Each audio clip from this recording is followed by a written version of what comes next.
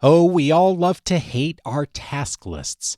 However, we can do a lot better with just a bit of strategy. In this episode, how to make our task list work for us instead of against us. This is Coaching for Leaders, episode 785. Produced by Innovate Learning, maximizing human potential. Greetings to you from Orange County, California. This is Coaching for Leaders, and I'm your host, Dave Stachowiak. Leaders aren't born, they're made. And this weekly show helps leaders thrive at key inflection points.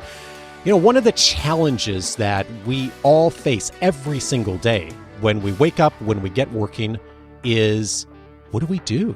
Like literally, what are we going to spend our time on? We all have different systems for doing that. Some of us keep it in our head. Some of us look at our calendar first, and many of us have a task list. How do we use our task list in a way that actually makes it work for us and not work against us, which happens so often when we start making lists? Today, a conversation on how we can look at this aspect of time management, of productivity to help us to be better and make our task list work for us. I'm so pleased to welcome Liane Davey to the show. For the past 25 years, Liane has researched and advised teams on how to achieve high performance. She is the author of You First and The Good Fight and is a regular contributor to Harvard Business Review. She is the author of the new book, Thoughtload, Manage the Madness and Free Your Team to Do Great Work. Liane, so lovely to have you on. I'm very excited for this conversation, Dave.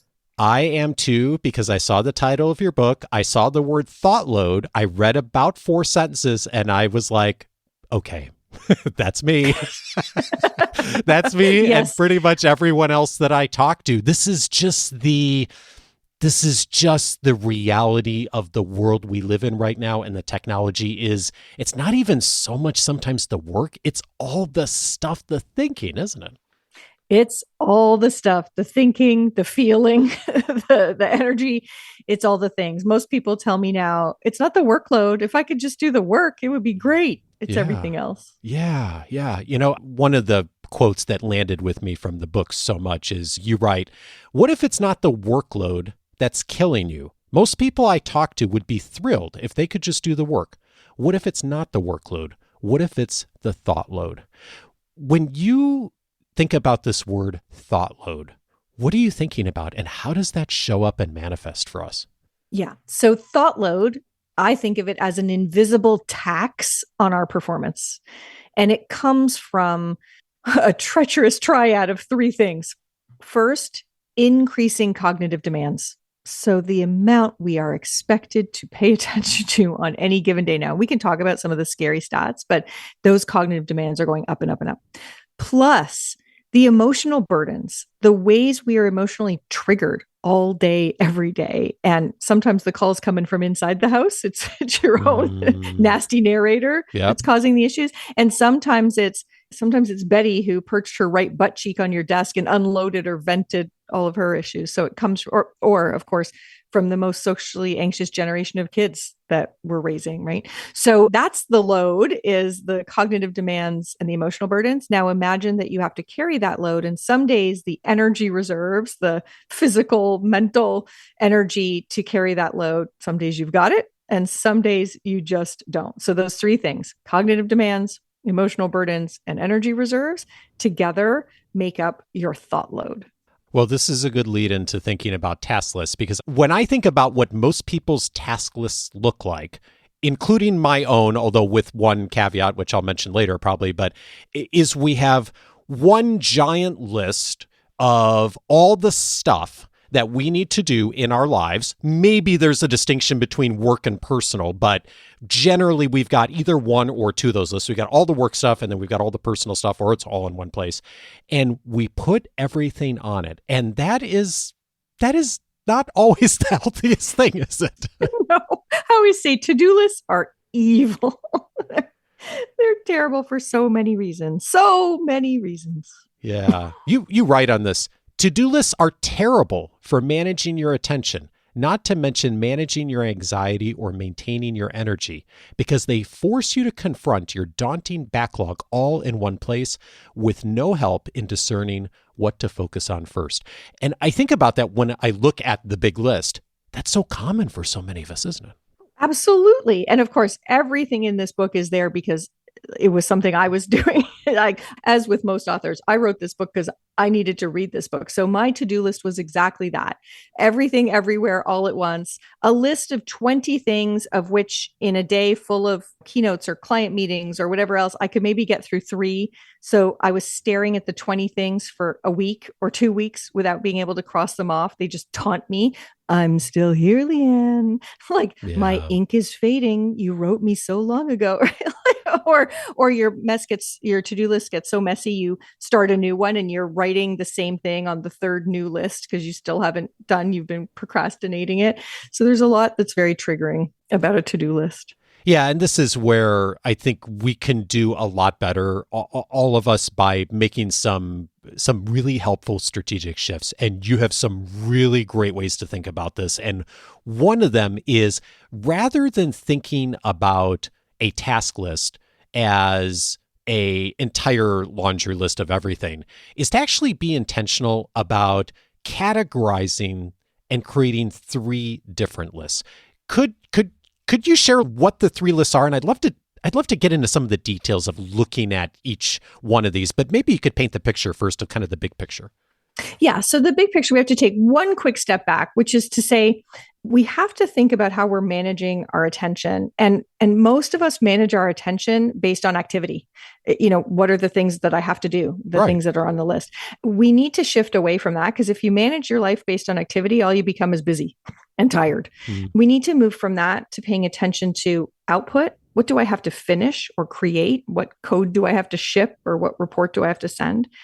And even that, while it takes us from being busy and tired to at least being productive, that's a big trap in our world. Thinking and measuring and evaluating and taking our sense of self-efficacy from whether we were productive or not is another trap. We need to go one notch further and get to, what are the outcomes? What are the ways I'm trying to change the world? And when we pay attention to outcomes, then we become effective.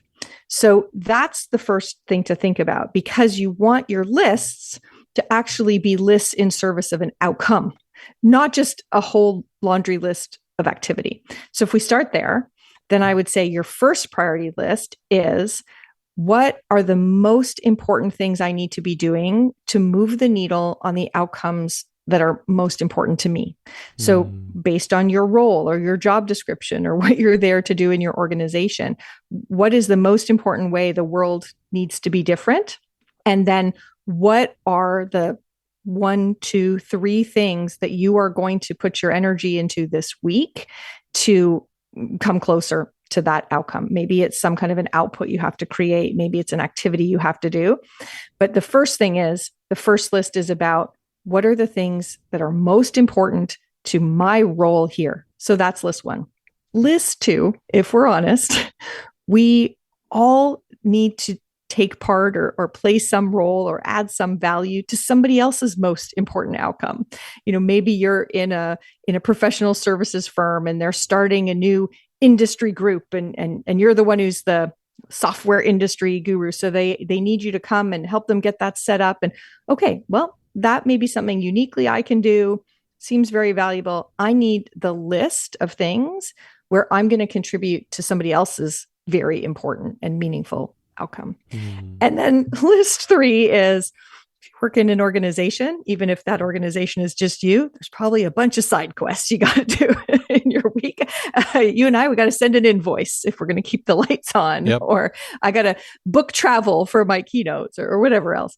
And so that's the first concept. And we'll talk about how to put those lists in order in a sec. But the first concept is, those 3 things are on 3 separate lists. And there's a difference between, what are the things that are serving my most important role, my unique value? That's list 1. What are the things that are allowing me to contribute and add value and support other very meaningful work going on in the organization? And then we work in, organizations that are publicly traded or regulated or whatever else, we have some side quests we have to do. And we need to have all three of those lists, but not pretending that one is equally important or central as the others. Yeah, and it allows you to think much more intentionally about where am I using my time well. And I really appreciate the distinction you made, especially with the first category of rather than just activity, of thinking more intentionally about outputs and outcomes especially. And I think oftentimes the tendency is, if we don't approach our task list with some sort of strategy, the tendency is to pull things off the list that feel productive because they're activities, but aren't necessarily the things that truly fall in category one, that are the things that are going to drive the outcomes of my role. And one of the reasons is I think a lot of us know that intellectually, and we even see ourselves doing it sometimes. When you're working with someone and helping them to elevate out of the okay, I'm just working through my list all day long, what is it that helps people to start to see the distinction just between an activity or even an output, and what belongs on the list that's truly in that category of outcome? Yeah. So starting usually with something outside of the organization is helpful, right? Because we get so wrapped up in our day to day. So talking about what's happening in the world, how is it affecting your industry? What does it mean for your company? How is it changing what you need to pay attention to? How is it changing the value your company needs you to add, right? So starting with external questions, as an organizational psychologist, one of the reasons I like that is if you start with looking at how people are spending their time, it feels judgmental and it's easy to get defensive about, well, here's why I'm doing it that way. If you start with something with a little bit more distance, a little bit longer time horizon, it's easier. It's not so close and it's not so emotionally laden. So you can start there and getting to, okay, so what's the most important thing this quarter that has to be different? If you've really added value in your role this quarter, what's different in the world? And starting from there. And then backing up to the conversation about, all right, well, you can't control that. You can't control an outcome, right? It's something you're accountable for, but don't have control of, which is very emotionally triggering and scary, that I could be held accountable for something I don't control. So then you have to back up and go, okay, so what are the things you could produce, the things that you could make happen, the things you do control that would make that outcome more likely? Let's get that on the list. And then let's have a conversation about prioritizing those. Which one do you think is got the most leverage? Which of those outputs is going to make the biggest difference? Based on what? What evidence do you have? What data do you have?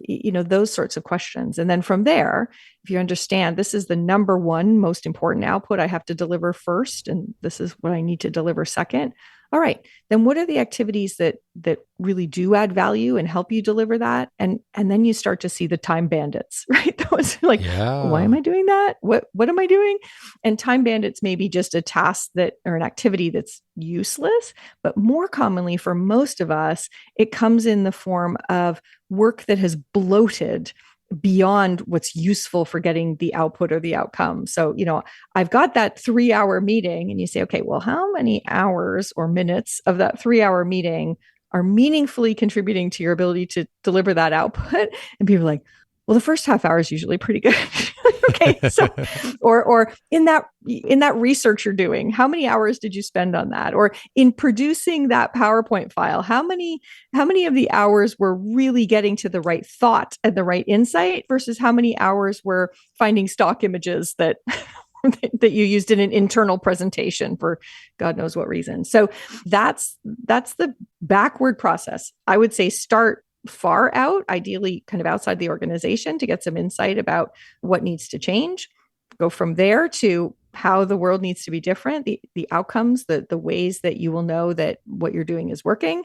From there to the highest leverage outputs you could deliver to achieve those outcomes. And from there to the essential core, most potent tasks and activities you could do to deliver those outputs. So we all work with activities, outputs, and outcomes all the time. We just tend to start with activities and hope that if we do enough activities, maybe the world will change in the way we hoped. And I'm like, never did anyone ever say that getting to inbox 0 changed the world in the way I wanted it to change. It just doesn't work that way. But we're all on that hamster wheel right now. Oh, it's so, well, that's where the trap is on so much of this is like, it's really easy to pull up a task list, have 14 things on it, have marked off 10 of the things today, feel like you've been really productive, and to entirely miss the fact that the actual only thing you should have been working on was number 13.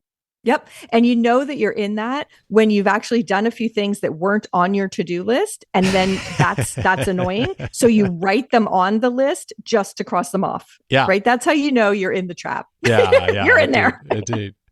You write on this, a brain choked by high thought load is terrible at differentiating what's important versus what's trivial. You have to prioritize. In the spirit of prioritization, when you think about this category 1 list, and I suspect this is also true for 2 and 3, how do you know how much to get on the list? Yeah, absolutely. So I have a tool I share in the book called a Thoughtload planner, which just allows me to look at my week and first put in all the non-negotiables. I'm giving a speech today, which means I'm going to be like at the airport and whatever. So I'm going to have 2 open hours. That's it. So let's not put 12 things on today's list, because then I'm just going to feel badly and it's going to sit in my thought load, these 12 things. Let me put in the number that I will actually be able to do on this day. So that's why this Thoughtload planner tool is really helpful, is because I've put in the scheduled things first, the meetings, this is the day I have to leave work early to pick up the kids for whatever, their dance lessons or whatever. I've put that in so that the only things I'm putting in my list for today are the things that are going to be in my workload today, not in my thought load only. So so that's the first thing, like do something reasonable. Look at what today is and don't put 12 things in if you can only do 2. And then you want to use a triage to figure out what gets to be number 1 and what gets to be number 2 and number 3. And I triage with 4 questions. First question, is it important? So is doing that thing going to make a meaningful difference on the outcome I care about? That's number 1. And if the answer is no, delete it. Why are you doing it? If the answer is yes, go to question 2. Is it urgent? Will doing it today mean it has greater opportunity, greater payoff, and less risk? Or is it possible that doing it next week would mean no less opportunity, no more risk, and maybe I'd be able to do it better, or there'd be more information, or just in time? So second question is urgency. Third question is uniqueness to me. A lot of leaders, when they decide to get involved with something, they ask themselves the question, can I add value on that? And it's a terrible question when you're a leader, because the answer is you probably can. You probably can add value on almost everything. The better question is, can I add unique value on that? Is that value only I can add? So the third question is that absolutely best done by me, or could someone else do it more efficiently, more effectively? Am I stealing someone's learning opportunity so that if I do it, somebody who would love to do it loses the chance? So that's the third question. And the fourth question is, how essential is it? And that goes back to that work bloat concept, which is, could I do 20% of this and get 80% of the value?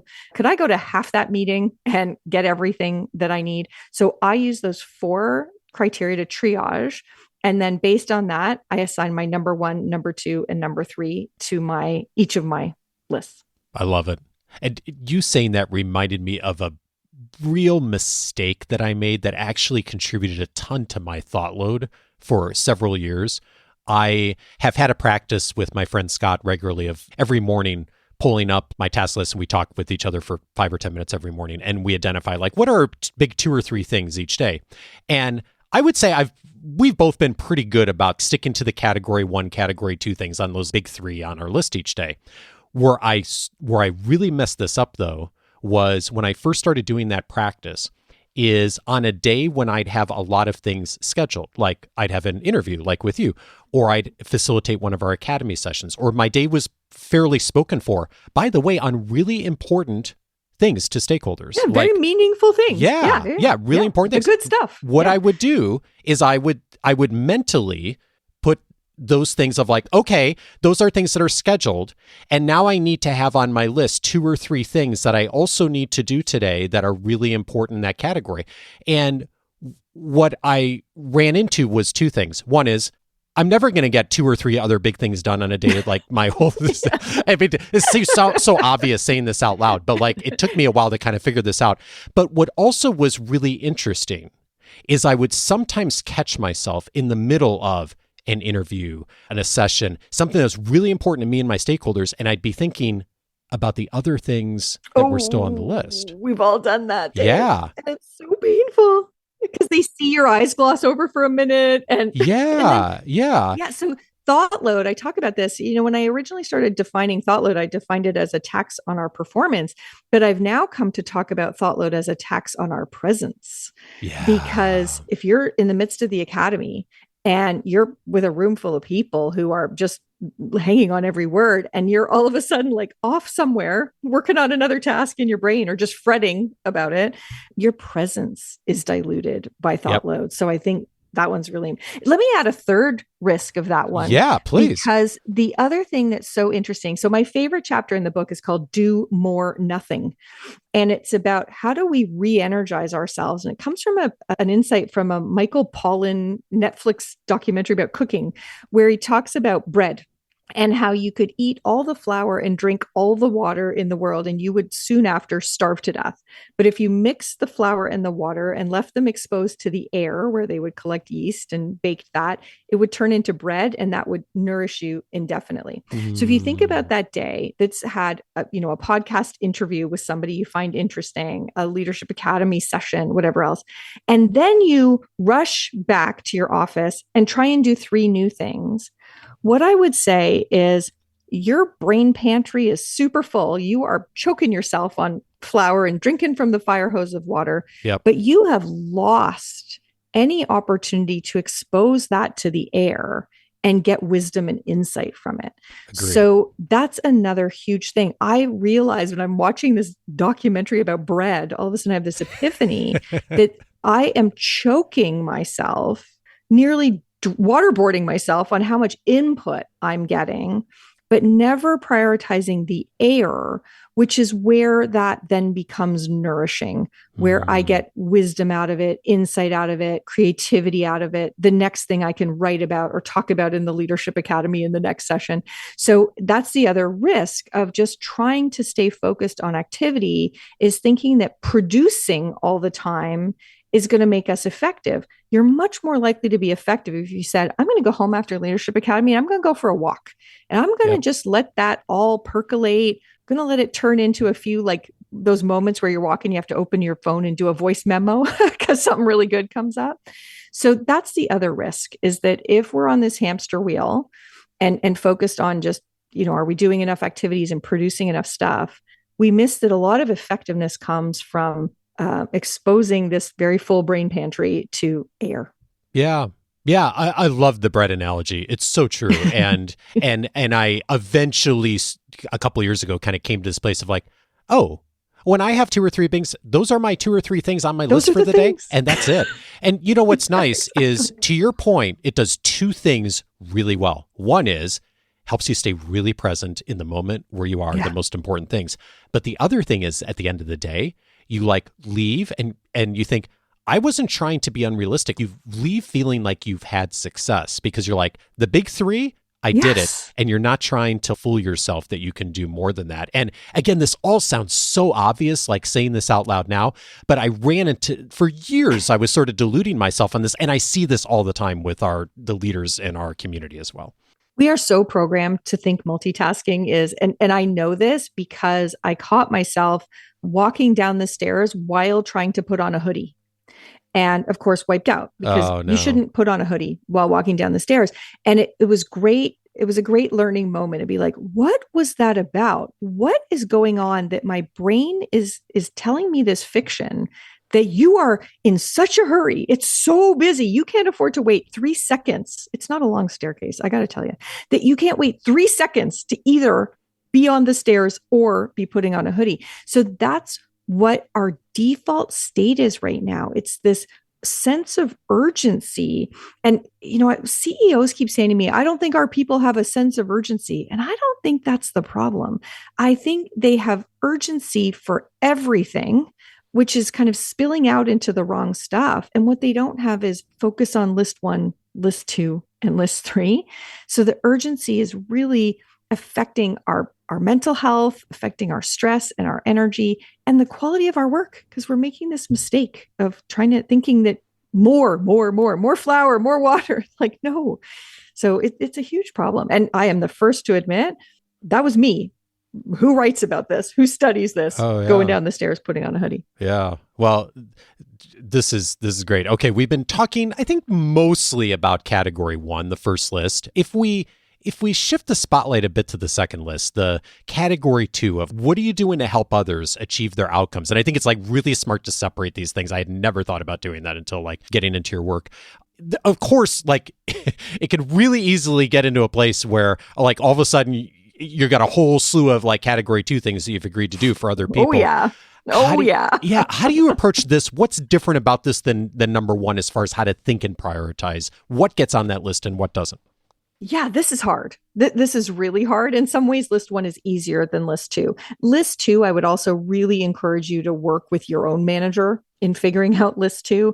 So list two is really about, what are the most important things for the organization? If there's a key strategic priority and I am a linchpin in that, well, that needs to be very high on the list. If there's urgency, the same triage we talked about. But what's really interesting is in list two, you have to confront a lot of your own narratives and a lot of your own self-esteem. So there you have to confront your need to be included. FOMO is a huge problem in whittling down list two, right? Yeah. If you've got FOMO problems, if you think your value to the organization and your status in the group comes from how many things are on your second list, how many things you're a part of, that's going to be a huge problem. One of the tools we had to build to go with the book is a how to deal with FOMO guide, right? So that's a big thing. Your own desire to be helpful or included. There's a lot of people who I see, they're like, well, I can take that on myself. I'd rather do that than, overwork someone else. I'm like, why? Like, why is it better that you're overworked? They're like, why? So the other thing about category two is that, everyone else in the organization is very happy to put things on your category two list. And it requires productive conflict if you're going to try and say no to some of those things. And some people would just say, I would rather work till midnight than have a productive conflict with somebody about why this isn't the best use of my time. So there's a lot of messiness in list two. List one is more of a in the vertical relationships I know, things I can cope with, things in my control. List two is lots of difficult cross-functional team dynamics, lots of inner monologue issues to deal with. So yeah, list two is a little messy. When you see somebody really engage with the messiness and they turn the corner a bit and they start to really get control of list two, what is it that's different about how they're thinking about it than before they got there? Yeah, that's a great question. So it is that difference between value and unique value is one of the biggest ones. So I'll give you a real example that I think I tell in the book. Please. So working with a software firm, a cloud technology firm, and the head of engineering, the head of engineering and the main unique value of engineering was to build the product, right? But at some point over time, there was a bunch of stuff that marketing wanted and needed that required somebody in the code and working on the product, or at least tangentially to the website. And originally, the leader of engineering had been a very team-oriented person. Just tell me what you need. And then she came under a lot of pressure around her head count. And she started saying, this stuff we're doing for marketing, it's really not unique to us. That's the kind of work that could easily be outsourced as a contract to another vendor, probably offshore at a better, like all those sorts of things. And when she finally was able to say, we're not going to do that anymore. It doesn't make sense. It dilutes our focus on category one activities. It's not unique to us. It's something you could much more easily find someone else to do. And so that was the big shift. was going from, can we do it? Right? Which the answer was like, yeah, sure. To should we do it because we're the optimal people to do it? And moving to that, are we the optimal people to do it, is the major question shift when you really get a handle on list 2. That's figuring out what should be on list 2. And then, as I alluded to before, the implementing that, the key thing is this is worth fighting for, because I'm not being a bad team player by having this productive conflict. I'm actually being the person who is focusing my energy on the things the company needs most from me. So it's 2 reframes. First, from value to unique value. And secondly, from thinking of that as I'm being a poor team player if I challenge that, to that's exactly what my company needs from me, is be willing to fight for my attention and energy going to the most critical things. I love it. All right. List 3, we mentioned it earlier. The administrative stuff, right? Like the invoices, compliance, like those kinds of things that we all need to do. And you write on this, one point that I just think is really great is you say, complete as many as possible in the allotted time, then beg forgiveness for the rest. You're doing the most important things, and that's what counts. And I love that message, because the reality is we're never going to get everything done on any of these categories, right? But if you're going to drop the ball on something, I think a lot of times the administrative stuff's easy to knock out, and we tend not to drop the ball on that. And the invitation I hear from you is like, if you're going to drop balls, drop it on list 3. Don't be dropping it on list 1 and 2. Like it's almost the opposite of sometimes how we think about it. Yeah. If you're going to drop a ball, drop the rubber one, not the glass one. Yeah. Like, hello. Yeah. Right? So a lot of those, like, have you done the compliance training? It's no, you know what? I haven't done the compliance training because we had our biggest account go to RFP, and it was the presentation this week. And so all of my mind share went into that. And at the same time, there was something really important that was going on for one of the other account teams where they needed me to come and support them. And so I made time for that. And I even did got my timesheet in, or sent the invoice, or followed up on the AR. But you know what? I didn't get to the compliance training. And that's something we have to get better at doing, is saying, look, have I asked the hard questions about how to prioritize the side quests? So don't skip the thing that's going to get the company in trouble with the SEC. Like, I get that. Right. Right. But prioritize that list and get through as many as you can. But you have a great story to tell if you can show that you've diligently made progress on the most important things. And that's another one that you can take to your manager. If you have a weekly huddle with your manager, you can just say, look, this is what's on my 3 lists. There's 5 things that may hit your inbox that are on my side quests. I just want to make sure I've put them in the order that works for you.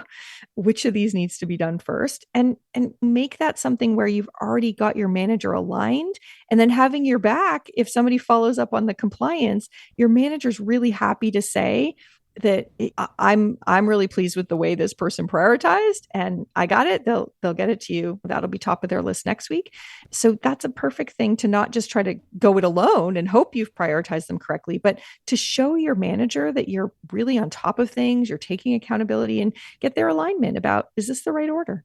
I used to do some of that with my manager years ago when I was at Carnegie. And boy, it's almost always like 80-90% of the time when I'd have that proactive conversation, they're like, yep, focus on 1 and 2, and then don't worry about the other stuff now. And once in a while, they'd say like, nope, you got to do the thing by Wednesday night, the compliance thing, because we got to get it done. And then like, that's so helpful. Yeah. That's so like, okay, great. I'll do it. Right.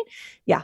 Yeah. And when I think about people who get into trouble, quote unquote, it's like, yeah, I mean, sometimes you get a slap on the wrist for not doing some of the administrative stuff, but it's really the people who aren't doing the category 1 and 2 things consistently. Right. That's what gets you in trouble in your career, in trouble in quotes, but you just don't move the needle on your career. You don't move the needle for your team if you're not disciplined about spending the time we've been talking about today.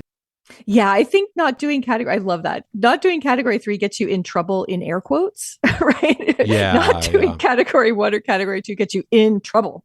like, so yes, it's a very important distinction. And yet we're more likely to hear about it and have an aversive emotional experience for missing a side quest than we are for missing a category 1 activity. And that's part of the problem. Yeah. Isn't that so true? Yep. Okay. This is great. You've been studying this for a long time. You've worked with lots of teams. You've helped a lot of leaders think about this much more effectively. I'm curious, when you think about maybe productivity in general, or just maybe the task list specifically, in the last few years, what have you changed your mind on? The one interesting one, it's not quite the to-do list specifically, but it's the whole, as a manager, thinking that having an open door policy was doing anybody any favors. And like, I used to be that manager, like, anytime, interrupt me, here's my home number, right? Like I was that person. And I came back to this, value versus unique value. I came back to what am I teaching people about focus and the value of attention and prioritization if I can't even do it for myself? If I'm saying, interrupt me and make your priorities my priorities at any moment of the day. And that was a hard lesson to learn, because I think so many of us are trained that the good leader has an open door policy. And I'm like, no, you know what? Shut the door sometimes, not just so that I can work effectively, but so I show them this is a team where we respect focus, where we care about prioritization, where we don't impose our priorities on other people. And I want them to see that in action. So I think the biggest thing I changed my mind on was an open door policy. Liane Davey is the author of Thoughtload, Manage the Madness and Free Your Team to Do Great Work. If you are thinking about, Thoughtload is an issue for me right now, I think it's a great place to go. We only talked about 2 or 3 pages of the book. There's so much more. Liane, thank you so much for your work. I so appreciate it. Thanks so much, Dave.